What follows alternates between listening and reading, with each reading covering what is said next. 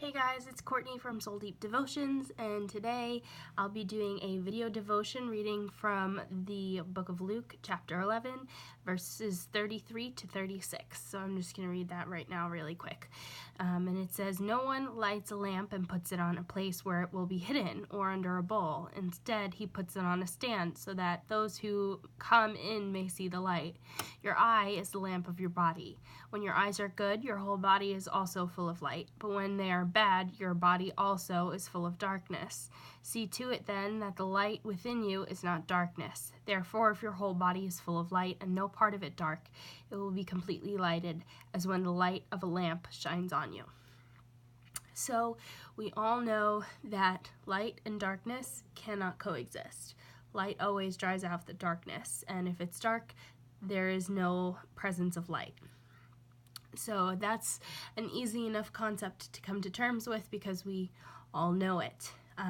And we also know from the first chapter of John that whenever the Bible talks about light, they're talking about Jesus. So because Jesus is the light of the world. So basically, when Jesus is talking in Luke 11:33 to 36, he's talking about that the light within you, which should be Jesus, you shouldn't look to hide that. You shouldn't look to conceal it. You should look to keep it on display for yourself.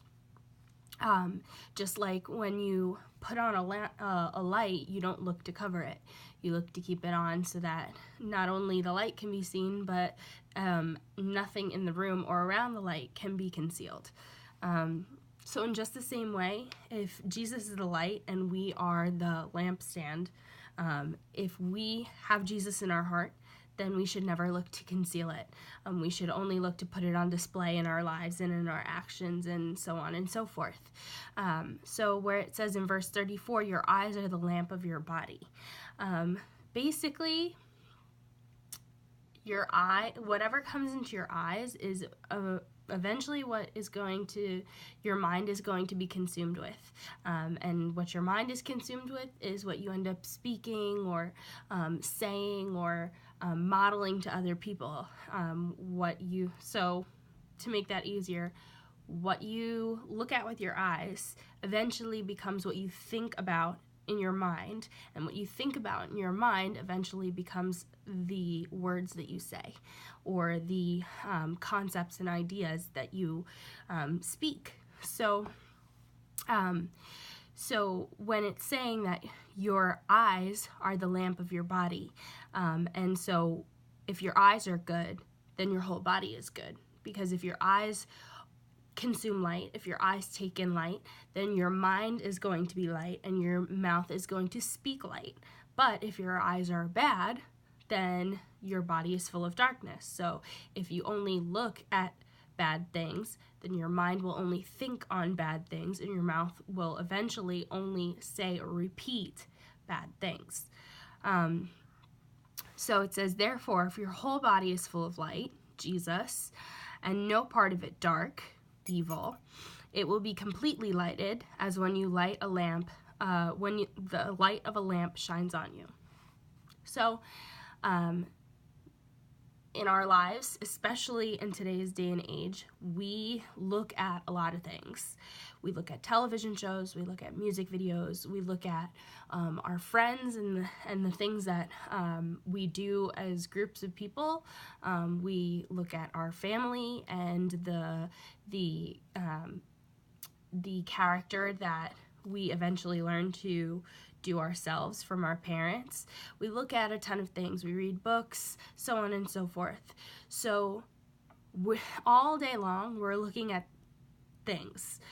And if we're not taking time to devote to the Lord, if we're not making sure that out of all the things in our day that we look at, if we're not actively making sure that we are also looking at things that are pleasing to the Lord or the words of the Lord, if we're not reading our Bible, if we're not listening to Christian music or worship music, or if we're not listening to podcasts of people talking about the Word of God or messages and preaching, if we're not actively making the decision to consume these things, to look at or listen to these things, then our eyes are only consuming things of this world, which means that your mind is only thinking on things of this world, and eventually your mouth is only speaking about the things of this world.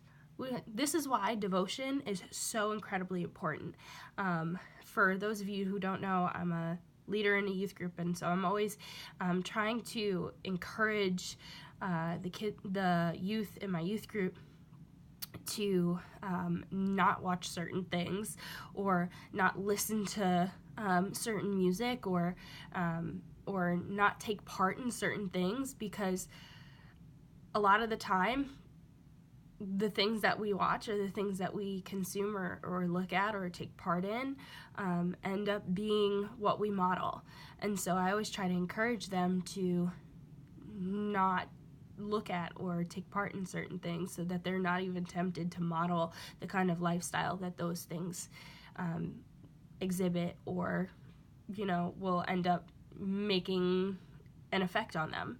So I mean, just for my own personal story, I used to love watching American Horror Story. I used to think that it was really engaging, and the storylines were always like cliffhangers, and I used to really like watching that show. Not only that, but it was like a community. I would watch the show, and then I would come in to lunch the next day, and I would talk with my friends about what happened the night before, or go on Twitter and live tweet people with the show. And so it kind of was just like this conversation starter, this sense of belonging, like, you watch that, I watch it too. But one season I was watching, and I literally heard the Lord tell me, this is not for you anymore. And so what did I do? I shut it off. And I started to realize and notice that a lot of the things on that show were not edifying to the Lord. And because I was watching it, I was suddenly okay with seeing all of this stuff that is actively against the Lord. And I started to see the things that are wrong with it. So I totally understand people that are reluctant to let go of certain shows that they watch or music that they listen to, because it's a sense of belonging to a community when you can connect on certain things like that. But just because something like that feels good doesn't mean that it is good or that we should take part in it. So, and the Bible even says that in 1 Corinthians, it's chapter 10, verse 23, it says, all things are lawful, but not all things are helpful. All things are lawful, but not all things help build up. So basically what that's saying is, yeah, you're allowed to do certain things. Certain things are not against the law of the land. But just because they're not against the law of the land, just because you can do them, doesn't mean that it's good for you. Doesn't mean that it's going to build you up. So yeah, you are certainly allowed to watch, or you're certainly permitted to watch certain things or listen to certain things, but just because you can doesn't mean that it's good for you. And so the mark of a mature Christian is realizing, yes, I can do this, but I choose not to. I'm choosing not to watch this show. I'm choosing not to listen to this artist and music artist, and so on and so forth. So when you make those decisions of, yeah, I know I can do that, but I'm actively choosing not to because it doesn't glorify the Lord, when you stop filling your life and your mind with those things, when you stop allowing yourself to watch it or take part in it, then you're taking the darkness out of your life and taking the darkness out of your body, is what the word says, because your eyes aren't watching it, your mind isn't being full of it. And instead, when you take things out of your life that doesn't glorify the Lord, slowly but surely, your life starts to gain more and more things that do please the Lord, and gain more and more things that are light, which is eventually what we want our whole being to be a part of, because light drives out darkness. Darkness cannot coexist with light. So I really just want to encourage you today to ask the Lord to reveal to you certain things that you watch or take part in or listen to that allow more darkness into your mind and into your life and into your body. And the things that he reveals to you, I just want to encourage you to just disconnect from it completely. Just like I said, I used to love watching, a certain television show, and once I heard the Lord say, this isn't for you anymore, I dropped it. And it ended up being much more edifying to me and much more beneficial to my relationship with the Lord, because I wasn't distracting myself with things that are dark. So today I want to encourage you to ask the Lord, what things do I take part in? What things do I allow my eye to look at that don't glorify you and allow darkness into my life? And when he puts his finger on those things, I want to encourage you to let those things go. Because as you let go of the darkness, you're only grabbing a hold of more light. So as he tells you to let go of certain things, just dig into devotion. Just dig into reading the word or listening to worship. Replace the bad things with the light so that your whole body can be light, so that your whole body and mind and mouth and eyes can be Jesus. And so, yeah, that's my encouragement for you guys today. If you like this, share it with somebody, or share it with somebody that you think needs to hear it. If you want more, you can go to souldeepdevos.com, DEVOS, to subscribe. We put out new things every Tuesday and every Friday, whether it be videos or the written word.